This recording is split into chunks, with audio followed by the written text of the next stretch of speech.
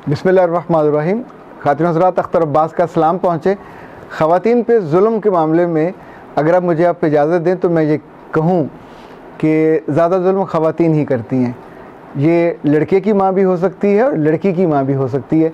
अब मेरे पास कितनी बच्चियों ने ये सवाल भेजा और पूछा है कि हमारे मियाँ आने वाले हैं, यानी फियांसी आने वाले हैं बैरून मुल्क से। किसी ने कहा महीने के लिए आने वाला है, किसी ने कहा 4 हफ़्ते के लिए आने वाला है, कुछ 6 हफ़्ते के लिए। तो हमारी शादी हो के वो हमें साथ नहीं लेके जाएगा और अगली दफ़ा अल्लाह के एक साहब कोरिया से आ रहे हैं तो वो 2 साल बाद दोबारा आएंगे 1 माह के लिए। इसी तौर पे मुख्तलिफ़ मुल्कों में वो बच्चे जो वहाँ कमाते हैं, ज़्यादा वालिदैन को भेजते हैं और अपने लिए कम रखते हैं, वो दिल में पहले से सोचे हुए होते हैं कि बीवी को साथ ले जाने का मतलब ये है कि आधा पैसा वहाँ ख़र्च हो जाएगा। तो उनकी माएँ भी उनको इजाज़त नहीं देती कि वो लड़की को साथ लेके जाएं। दूसरा, शायद पहले से उनके दिल में होता है कि वो उनके घर में रहे और उनके घर में काम करे, उनकी खिदमत करे। तो मुझे सिर्फ 2 सवाल आप लोगों से करने। पहली बात, क्या बेटी को इसलिए हम पढ़ाते हैं, परवान चढ़ाते हैं, जवान करते हैं कि दूसरे घर में जाके अपने मियाँ के बिना बरसों सालों वो सिर्फ वहाँ खिदमत करे, कामी बन के, एक नौकरानी बन के काम करे और उसकी रातें भी वीरान और उसके दिन भी उजाड़। यानी इतना बड़ा जुल्म आप पहले उससे शादी करके उसे उस रिश्ते से, उसकी लज्जत से, उसकी खुशी से आगाह कर देते हो और उसके बाद उससे वो नेमत छीन लेते हो। ये नेमत छीनने का मतलब ये है कि अब आप उसके सब्र पे, उसके ज़ब्त पे और उसकी रूह पे जितने घौल लगने हैं उसके ज़िम्मेदार आप हो। आप उसको गुनाह का रास्ता दिखाते हो। ये जितने ख़ानदानों में भाभियों के साथ ताल्लुकात बनते हैं, देवरों के या जेठों के या वहीं ख़ानदान के और लोगों के, और फिर आप उन लड़कियों को मार देते हो, तो ये जुल्म आप, इसकी बुनियाद तो आपने खुद रखी होती है। जिसकी बीवी है उसके साथ क्यों नहीं भेजते? यानी यहाँ रख के आप घर में कोई नौकरानी रख लो। वो एक बड़ी बच्ची पढ़ी लिखी ब्याह के अब अपने घर लेके आए। अच्छा, एक बात को और याद रखिएगा, ये सिर्फ ब्याह शादी का मामला नहीं है, ये इंसानी ज़रूरत का मामला है। जैसे हमको 3 दफ़ा भूख लगती है, हम नाश्ता करते हैं, खाना दोपहर का खाते हैं, रात का खाना खाते हैं। कुरान पाक में बहुत क्लैरिटी के साथ बच्चों से कहा गया, अपने वालिदैन के कमरों में मत जाना दस्तक दिए बिना, सुबह के औकात में, दोपहर के औकात में और रात के औकात में।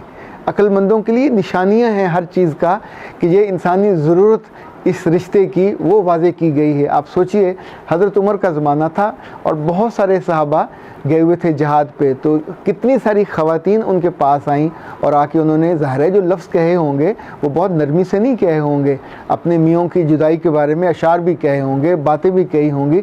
तो उसके बाद उस मर्द दाना ने ये फ़ैसला किया कि महीने के बाद जो भी जहाद पे हों वो वापस आएंगे और कुछ दिन अपने घर में रहेंगे। देखिए, ये इंसानी वजूद में मेरे रब ने लाजमी खूबसूरती भी रखी है और लाजमी ज़रूरत रखी है। ये ऐसा नहीं है कि आप एक दफ़ा छू के चले गए, मिल के चले गए और वो बच्ची पूरा साल या 2 साल।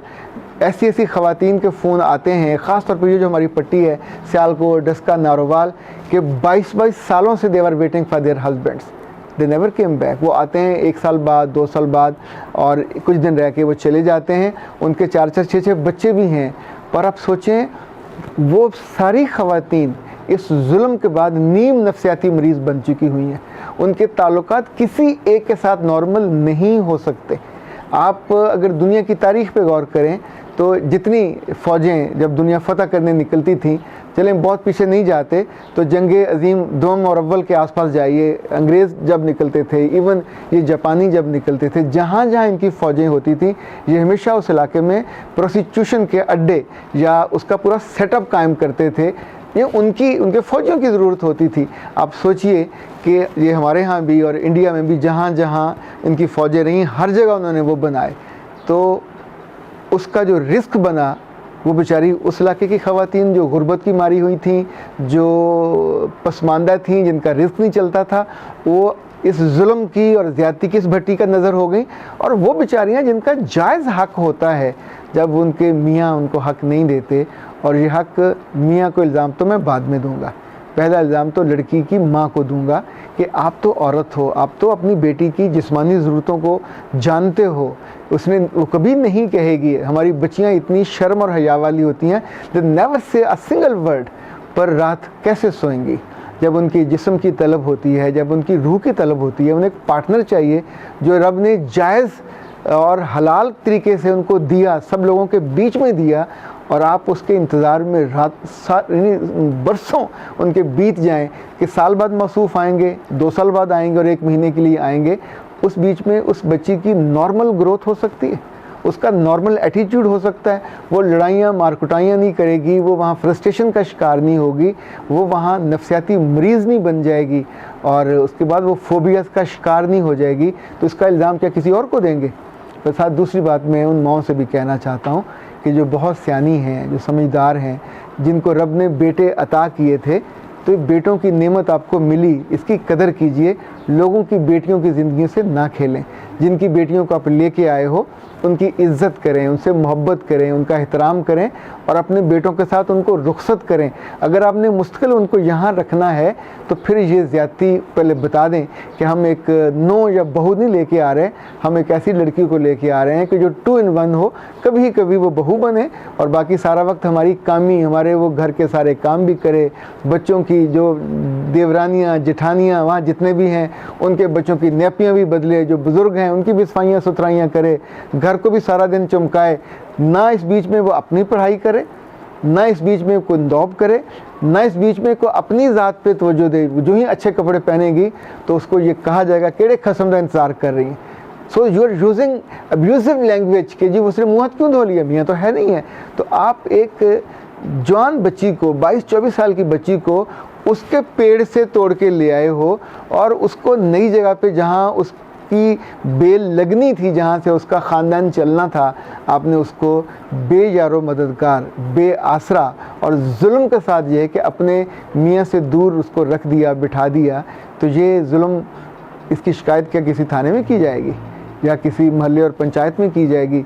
जो दोनों ख़ानदानों के बड़े ये जानते बूझते करते हैं। जिन बच्चियों ने मुझसे पूछा कि हम अपने फियांसी को कायल करने की कोशिश कर रही हैं कि वो यहाँ आके रहें, तो मेरी बेटियों ये याद रखना, ये फियांसी लोग अपनी माओं की ज़्यादा मानते हैं। अभी तो चूँकि उनका आपसे कोई ताल्लुक़ नहीं है, जो बाहर गए हुए हैं उनका ख़र्चा हुआ, वो उनके पैसे लगे हुए हैं, वहाँ उनकी नौकरियाँ हैं, और आमतौर पे ये कमज़ोर नौकरियाँ होती हैं, कम पढ़े लिखे लोग हैं, कमज़ोर नौकरियाँ हैं।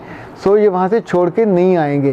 पर तुम अगर ये जान लो कि तुमको भी नहीं लेके जाएंगे और आने वाले कई बरस तुमको इस इंतज़ार में और कर्ब में गुजारने हैं कि जिसकी कोई अंत नहीं होगी, तुम्हारी किसी रात की कोई आगे दिन नहीं होना, ये रातें लंबी होती हैं और फिर बिलाखिर ये इंसान का सब्र टूट जाता है और वो बहुत मुश्किल में पड़ जाता है। तो जिस बात का इल्म हो कि इस रास्ते के आखिर पे खाई है, मैं तो कभी रिकमेंड नहीं करूँगा कि आपको ऐसे लोगों से शादी भी करनी चाहिए। उनको शादी वहीं करनी चाहिए, वहाँ उनको मिल जाएंगी, वहाँ कर लें, उनके अपने ख़ानदानों में से वो देख लें।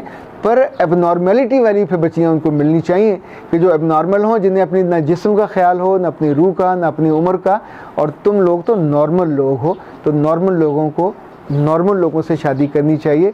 ऐसी कोई मुसीबत नहीं पड़ी कि दुनिया में सिर्फ वही हैं, उनके अलावा भी बहुत सारे हैं, उनका इंतज़ार कर लीजिए। अपनी माँ से, अपने बाप से रिक्वेस्ट कर लें कि मुझे वो दूल्हा ढूंढ के दें जो ज़िंदा हो, दिखता हो, सिर्फ उसकी तस्वीर ना दिखती हो। तस्वीर के साथ शादी नहीं की जा सकती, तस्वीर के साथ ज़िंदगी बसर नहीं की जा सकती। तस्वीर को 2-4 दफ़ा चूम चाट के रखा जा सकता है, इसके अलावा उसका कोई इस्तेमाल नहीं है। और फिर आप ख़ुद तस्वीर बन जाओगे, एक बेरंग तस्वीर जो ज़िंदगी की दीवार पे अटकी हुई और लटकी हुई होगी और इसमें जान नहीं होगी। बुझी हुई आँखें और बुझा हुआ जिस्म और बुझी हुई रूह, और बहुत हुआ तो उनके आने पे अगर कोई इत्तेफाक से, उतने इत्तेफाक से मिलाप हुआ और आप एक आध बच्चा हुआ, तो फिर आप अगले उन बरसों में अकेली सिंगल मदर के तौर पे, एक बेवा माँ के तौर पे उस बच्चे को पालते रहोगे, और बच्चे होते जाएंगे, उनको पालते रहोगे, और आपकी ज़िंदगी में वो सारी खुशी, वो सारा सुख और वो सारी नेमत जो रब ने इस रिश्ते में रखी है, उससे उम्र भर महरूम रहोगे। लोगों को देखोगे और मैं तो उसे जलन भी नहीं कहता, वो तो एक जलने का, एक आग का भांबड़ होगा जो आपके अंदर मचा हुआ होगा। और कभी कभी ये होता है कि फिर इंसान बेबस होकर उसमें कूद जाता है और फिर बिल्कुल जल के कोला और स्वाह बन जाता है। और ये एक गलत फैसले की बुनियाद पे इतना बड़ा और इतना बुरा अंजाम आपके अपने हाथ में है। अपनी माँ को समझाइए, अपने जो फैसले में ज़ोर देने वाले उनको समझाइए, अपनी बेटियों को उनके हवाले मत करें जो बरसों आके उनसे नहीं मिलेंगी। अख्तर अब्बास को इजाज़त दीजिए। अस्सलाम वालेकुम।